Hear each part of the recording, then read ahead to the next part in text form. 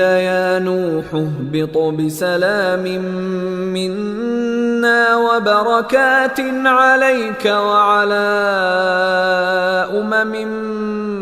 ممن معک وَأُمَمٌ سَنُمَتِّعُهُمْ ثُمَّ يَمَسُّهُم مِّنَّا عَذَابٌ أَلِيمٌ۔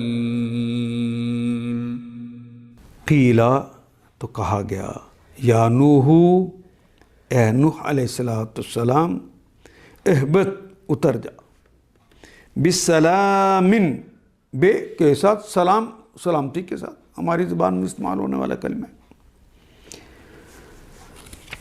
ہبتا یہبطو کہتے ہیں اوپر سے نیچے آنا۔ یا نوح، اتر جاؤ، یعنی وہ تو جودھی پہاڑ پر چڑھ گئے ہیں نا اوپر کشتی سے، اب نیچے اتر جاؤ۔ منا، سلامتی ہے، منا ہماری طرف سے تمہارے لیے اب سلامتی ہے، وبرکات علیک، اور برکتیں ہیں، اردو کا کلمہ برکت، نفع ہیں، فائدے ہیں، سہولتیں ہیں، علیک آپ پر، آپ کے لیے برکتیں ہیں اور رحمتیں ہیں میری طرف سے، اور سلامتیاں ہیں۔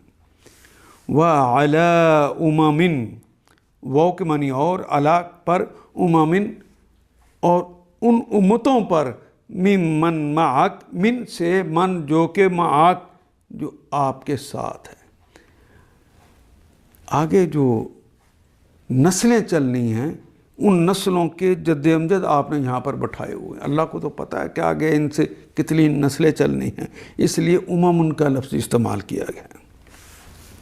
علی امم ممن معک و امم، اور وہ امتیں، سنمتعہم، سین تو مستقبل کی علامت ہوتی ہے، مضارع کی علامت نون لگی ہوئی ہے، اس سے پہلے آتا ہے، تو ہم مستقبل میں اب اس کا ترجمہ کریں۔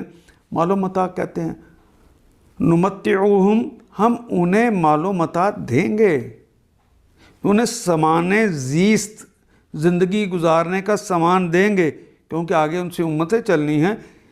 ثم، پھر، یمسہم، پھر، مسا یمسو چھونا، اردو میں بھی استعمال کرتے ہیں، مس کرنا، منا ہماری طرف سے، عذاب علیم، پھر انہیں ہماری طرف سے عذاب علیم، المناک۔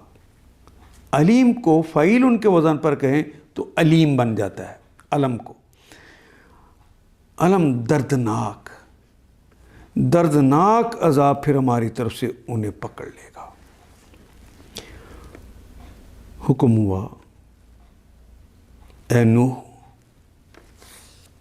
اتر جائیے، اہبط، ہماری طرف سے سلامتی اور برکتیں ہیں آپ پر اور ان گروہوں پر جو آپ کے ساتھ ہیں۔